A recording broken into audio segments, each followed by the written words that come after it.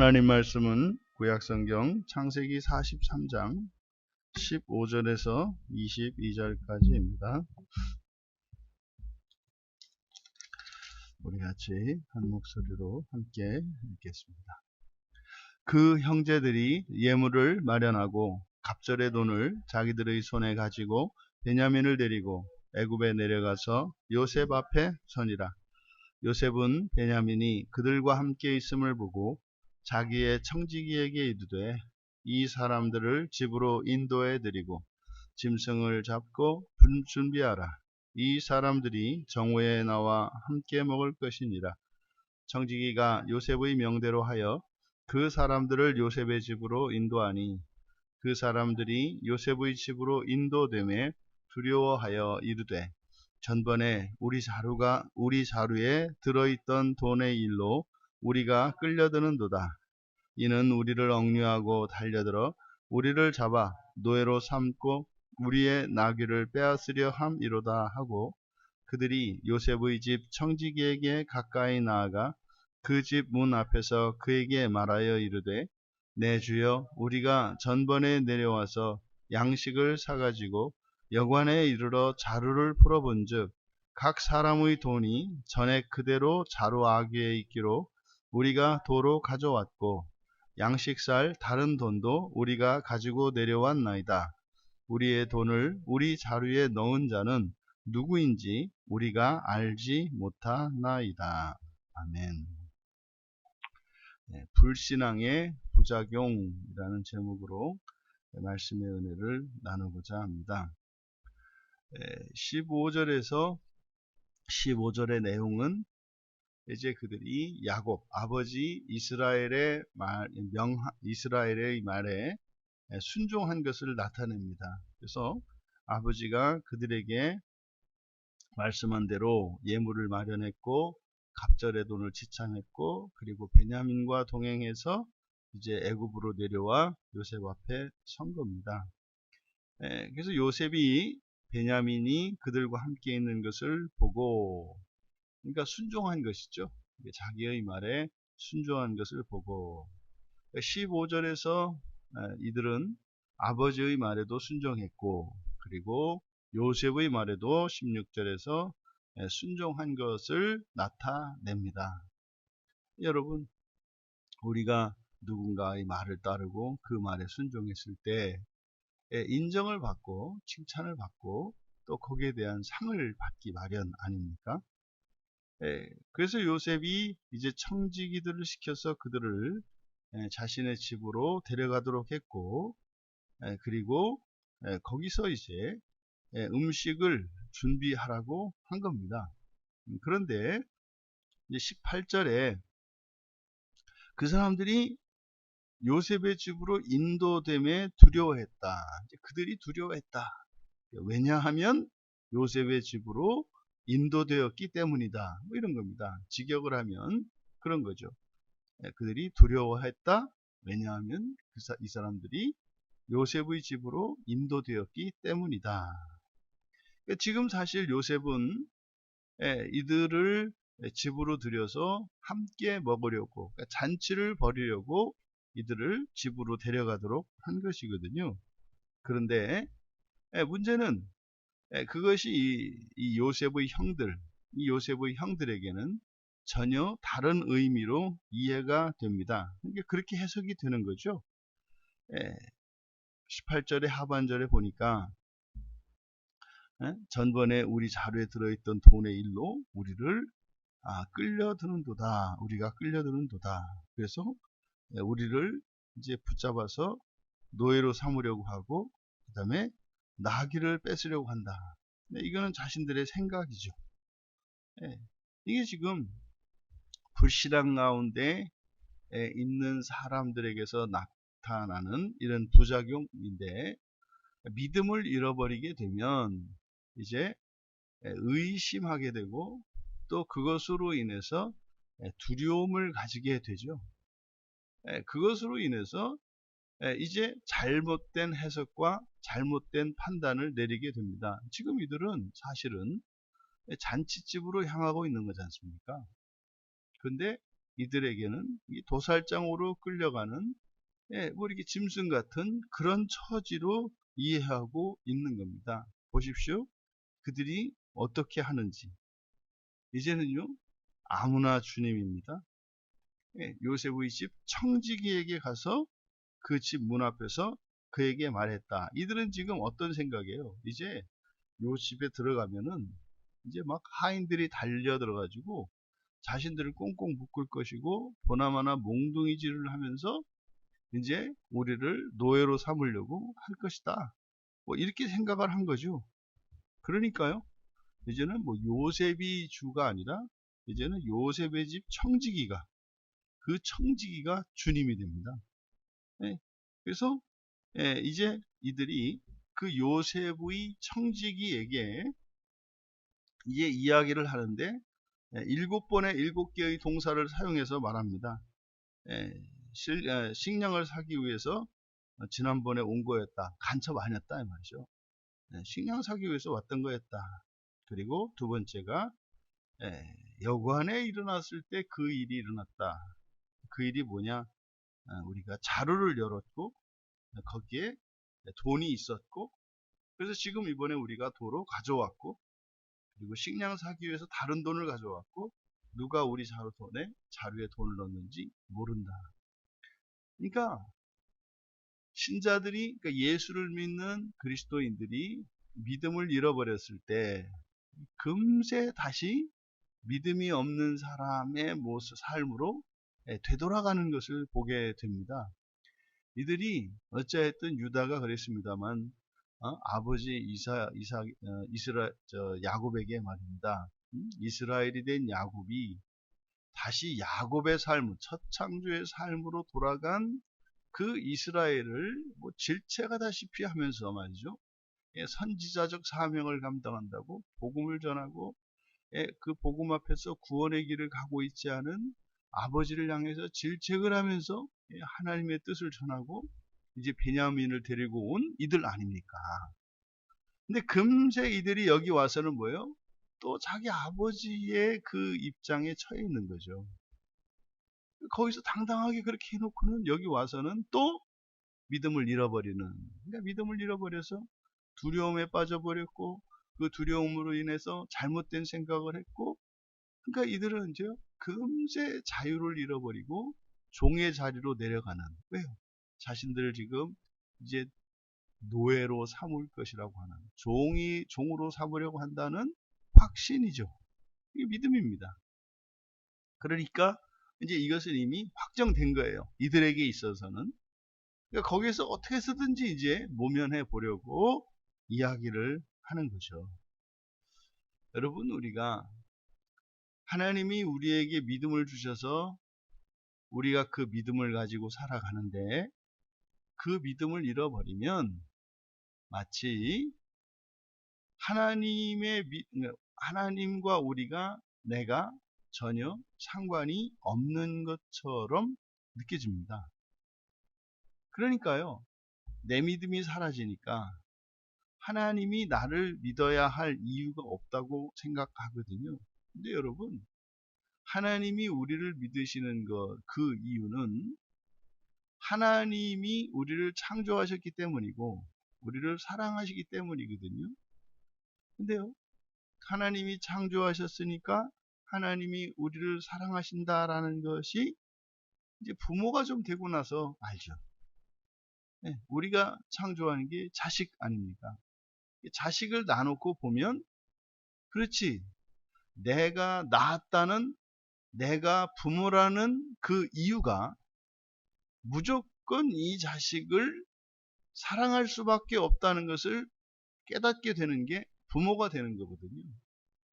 그러면 최소한 부모가 되어서 그 부모의, 자식에 대한 부모의 사랑이 절대적이고 무조건적인 것을 깨달은 사람들이라면, 그러면 하나님도 내가 내 자식에 대해서 느끼는 것처럼 하나님도 나를 그렇게 생각하겠구나. 근데 문제는 그거죠. 내가 하나님이 나를 창조했다는 것을 못 믿는 거예요. 그러니까요, 이제 어린아이들이 집에서 자라는 성장 과정에서 이제 간혹 그런 애들이 있단 말이에요. 네? 하나도 안 닮은 거예요. 엄마 아버지하고 나하고는 전혀 안 닮은 거예요. 그래서 어느 날 혹시 우리, 우리 집에 내가 모르는 가정에 비사가 있는 게 아닌가? 그렇게 생각을 하고 보니까 그때부터 다 이상한 거예요. 아빠도 나를 태하는 게 자연스럽지 않고 엄마도 보니까 애쓰는 게 보이고 이게 뭐야? 내가 이게 모르는 뭐가 있는 것 같죠. 그래서 아주 깊은 고민에 빠진다는 거 아닙니까? 세상 근심은 다 지고. 그러면요, 부모의 사랑 안 느끼죠. 부모의 사랑하면 이제 반대로 느껴지는 거죠. 그죠? 야, 이거 봐, 이거 봐. 내가 친자식이 아니니까 저렇게 지나치게 나를 잘못했는데도 야단도 안 치고, 아, 나를 지나치게 대하는구나. 이렇게 가는 거죠. 이게 무엇 때문에 그래요? 믿음을 잃어버렸을 때 그런 거예요. 믿음을 잃어버렸을 때. 우리가 이렇게 어떤 순간에는 말도 안 될 정도로 완벽하게 이런 믿음을 잃어버릴 수 있다. 하는 것을 기억해야 합니다. 이들이 조금 전까지는 어쨌든 성경에서 바로 조금 전까지는 선지자 역할을 감당했던 사람이에요. 제가 제 주변에 지금 목사 안수를 받고 지금 목회를 하지 않고 자신이 목사인 것을 신분을 감추고 살아가는 어떤 분이 있어요. 이제 그분이 예전에 이제 신앙생활을 하다가 아주 뭐 깊이 존경을 하고 은혜를 받고 따르던 그 어떤 목사님이 완전히 잘못되는 것을 보고 그 뒤로부터 그분이 자신도 이제 목사가 될 자신을 잃고 저렇게 나보다 100배는 더 모든 면에서 뛰어난 분이 저렇게 어느 한순간에 가정을 다 해체시켜버리고 뭐 정말 저런 일들을 저지르는 것을 보고 깊은 회의에 빠진 거죠. 그래서 인간적으로 비교하니까 내가 저분보다 나은 게 없어요. 그러니까 나도 저렇게 될 가능성이 되게 많은 거죠. 그러니까 자신이 절대로 목회를 해서는 안 되겠다라고 하는 확신을 가진 거죠. 그러니까 하나님을 믿는 것이 아니라 나를 목사로 기름 부으시고 나를 거룩한 자리에 부르신 분이 누구인 어떠한 내가 존경하는 누군가가 아니라 바로 우리를 구원하신 그리스도 예수시라고 하는 것을 잊어버린 거예요. 왜요? 눈에 안 보이니까요. 그러니까요. 예, 감당할 수가 없는 거죠. 이게 목회자들에게만 이런 일이 일어납니까? 그렇지 않거든요. 그렇지 않거든요. 어느 순간 자기 자신에 대해서 깊은 회의가 올 때가 옵니다. 내가 이거밖에 안 되나? 나는 아니구나. 이대로는 안 되겠구나.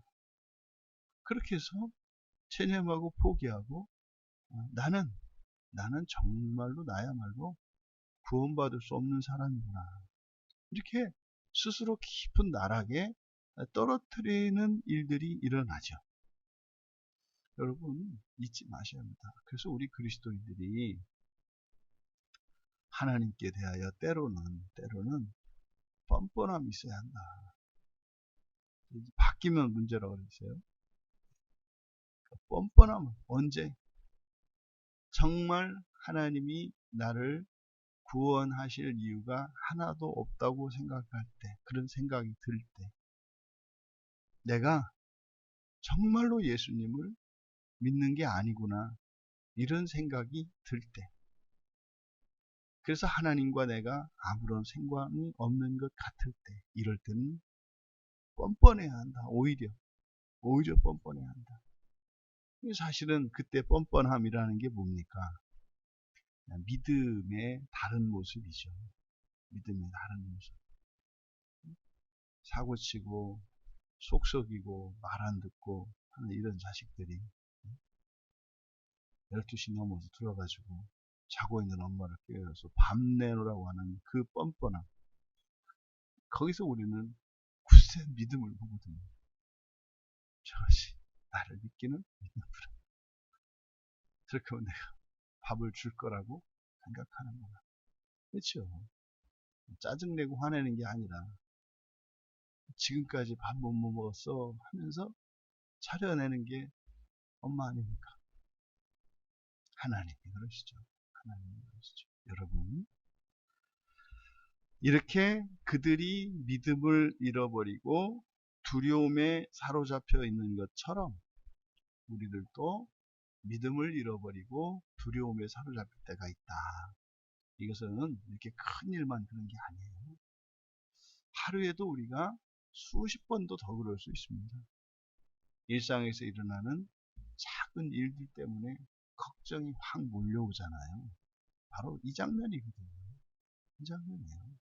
그러니까 이것 때문에 머리가 지끈지끈하고 도대체 해결책이 없고 그러면 어떻게 해야 돼요? 바로 기도해야 되는 거거든요. 하나님 도와주세요. 주님 도와주세요. 이렇게 기도해야 되는데 그 순간에 믿음을 잃어버리고 두려움에 확 사로잡혀 버려요. 그러면 그 두려움은 말도 안 되는 수십만 가지 생각들을 일으켜서 금세 눈먼 장님이 되어서 방향도 모른 채 그냥 여기저기 헤매는 그런 사람이 되어버린다 이 말이죠. 여러분, 어떤 경우에도 하나님은 여러분을 절대로 떠나지 않으시고 여러분을 향한 하나님의 믿음은 변함이 없다는 것을 잊지 마십시오. 사실상 우리가 일상 가운데에서 큰 걱정과 후회 또한 이런 염려와 두려움 속에 사로잡힌 것은 이미 그 이전에 주님의 손을 놓고 딴 길로 걷기 시작했던 겁니다. 그런 일이 일어났을 때 깜짝 놀래고 그 일에 풍덩 빠지실 것이 아니라 일상생활 속에서 그런 일이 일어나거든. 아, 내가 주님의 손을 놓고 떠나왔구나 라는 것을 깨달아야 합니다. 그러면요, 답은 그 문제에 대한 해결책, 그 문제를 해결할 수 있는 어떠한 힘이나 능력이 아니라 주님께로 돌아가야 하는 겁니다. 그게 해결책입니다. 일상생활 속에서 우리가 이런저런 염려에 빠지고 걱정 근심 속에 빠지고 지난날 과거의 기억의 망령들이 되살아나서 나를 과거의 사건으로 끌고 들어갈 때 우리가 꼭 기억해야 합니다. 내가 주님을 떠나왔구나. 그 즉시 두 손을 모으고 주님 살려주세요. 이 문제를 도와주세요가 아니라 그거는 그냥 기도라기보다는 간구잖아요. 그죠? 여러분, 이미 길을 떠나온 사람에게 이미 주님의 곁을 떠나온 사람이 자신에게 필요하다고 생각하는 것을 하나님께 간구했을 때 그것이 정말 나에게 필요한 것인지 필요하지 않은 것인지도 우리는 판단을 할 수가 없어요. 그때는 간구할 것이 아니라 기도를 해야 해요. 내가 비록 주님의 손을 놓고 떠나왔지만 주님은 나를 떠나보내지 않으셨죠. 나와 함께 하셨죠. 근데 주님 제가 저도 모르는 사이에 주님의 손을 놓고 주님 곁을 떠났습니다. 저의 죄를 용서해 주시고 이후로는 주님의 손을 놓지 않고 주님 곁을 떠나지 않기를 원합니다. 나의 사랑을, 나의 믿음을 회복시켜 주시옵소서. 이렇게 기도해야 하는 거죠. 그러면 그렇게 걱정을 하지 않을 수 없었던 그 문제가 감사한 사건이 되는 거예요. 그게 뭡니까? 하나님이 정말로 파멸의 길로 더 이상 가지 못하도록 하나님이 막으신 은혜의 손길이었던 거죠. 그러니까 하루의 일상생활 속에서 일어난 이 불편한 일, 원치 않았던 이 일이 악한 길로 가고 있던 나를 세우신 주님의 은혜의 행동이었다는 것을 깨닫게 됩니다. 거기서 간구가 아니라 감사가 나오죠. 그렇게 회복되어야 합니다. 그런데 이들이 하나님에 대한 그 신앙을 회복하는 것이 아니라 아버지 야곱이 가르쳐준 그 방법대로 이 문제를 해결하려고 합니다. 그것이 이제 요셉의 청지기에게 주님이라고 부르면서 했던 7가지의 동사로 나타낸 그들의 고백인 거죠. 이 순간 이들은요, 사실상 그 자루에 넣어둔 그 돈은 그들에게 요셉이 선물로 준 것 아닙니까? 그런데 그들에게는 그것이 하나님의 은혜로 주어진 그것이 본인들을 위험에 빠뜨릴지도 모르는 이게 작물이라고 생각을 합니다. 그리고 나서 하는 게 뭡니까? 아니라는 것이. 내 것이 아니라는 것이. 누구 건지 모르겠다는 것이. 여러분, 우리가 우리의 삶 속에 불행하다고 여겨지는 것, 때로는 없으면 좋겠다고 여겨지는 것, 인생의 혹과 같이 여겨지는 것, 이런 것들이 뭐라는 겁니까? 하나님의 은혜의 선물이 그렇게 인생의 혹과 같이 느껴지는 거죠. 그것 때문에 죽겠다고 하나님 앞에 가서 아우성인 거죠. 왜 나에게 이런 일을? 지금 딱 이들이 하는 게 봅니다. 왜 이놈의 돈이 우리에게? 하나님의 은혜가 이렇게 되는 거죠. 여러분, 하나님이 여러분에게 값없이 거저 선물로 주신 주님의 구원을 절대로 포기하지 않기를 바랍니다. 이 구원이 내 것이 아닙니다. 사실은 제가 뭐 원한 것도 아니었습니다. 이게 어디서 왜 들어왔는지도 모릅니다.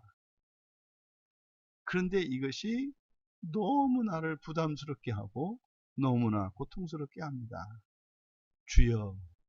그때 주는 누구예요? 마귀죠. 기껏해야 천사죠. 우리가 믿음을 잃어버렸을 때 어떠한 일이 일어나는지 이 야곱의 아들들을 통해서 우리의 모습을 보게 됩니다. 여러분, 그 어떤 경우에도 여러분의 인생에 악한 것 하나 없습니다. 모든 것은 하나님의 은혜 안에서 주어진 선물인 것을 기억하시고 우리가 원하지 않고 또 심지어 우리가 싫어하고 오히려 고통을 느끼는 그런 것조차 그것이 하나님의 은혜의 선물이라면 선한 것임을 믿고 우리가 알아야 할 것은 그 진가를 아는 거죠. 지금 나에게 일어나는 이런 일들과 내게 있는 이러한 모든 것들이 하나님의 은혜의 선물인 것을 먼저 받아들이셔야 해요. 그러기 전에는 돈을 줘도 그것이 오히려 나를 고통스럽게 하는 것으로 여겨진다는 겁니다. 여러분 인생의 모든 것은 하나님이 은혜로 주신 선물인 것을 기억하십시오. 남의 것을 보려 하지 마시고 여러분 자신의 것을 있는 그대로 하나님께서 주신 것임을 기억하십시오. 우리는 다 조금씩 다릅니다만 완전한 삶을 살고 있습니다. 여러분 항상 우리의 시간은 현재라니까요. 여러분이 하나님 나라에 가시는 분 맞으십니까? 그러면 여러분은 오늘 하나님 나라에 계세요. 하나님 나라가 완전한 나라가 맞습니까? 그러면 여러분, 오늘 여러분이 있는 그곳이 완전한 그 나라입니다. 그런데 왜 이게 완전하기는 고사하고 나에게 불행하고 잘못되고 병든 세상같이 여겨지나요? 그것은 바로 내가 온전하지 못하기 때문입니다. 세상은 여러분에게 종속되어 있습니다. 세상은 여러분에게 종속되어 있습니다. 그러면 현재의 불완전한 나는 주님께서 우리를 부활시키심으로써 완전하게 될 것인데, 그때는 정말로 완전한 그 하나님 나라에 있게 될 것입니다. 이 세상을 살아가는 동안은 우리가 불완전한 세상 속에서 살지만 믿음으로 완전한 하나님 나라에 있음을 기억하시면서 부활의 영광에 이른 그날을 오늘의 현재로 삼고, 마치 이 세상이 완전한 나라인 것처럼, 완전하지 않죠. 하지만 그런 나라인 것처럼 여러분이 믿음으로 살아갈 때 완전하지 않은 이 세상 나라가 나를 핥힐 것이고 나를 억압할 것입니다. 그때 내 안에서 죄가 역사하면서 그것이 정체를 드러낼 것입니다. 그렇게 불완전한 세상 속에서 완전한 하나님 나라를 살고자 하는 신자들에게 나타나는 일은 반드시 우리 안에 있는 불신앙과 이러한 죄들이 떠오른다는 사실입니다. 그것을 위해서 살고 있는 거죠.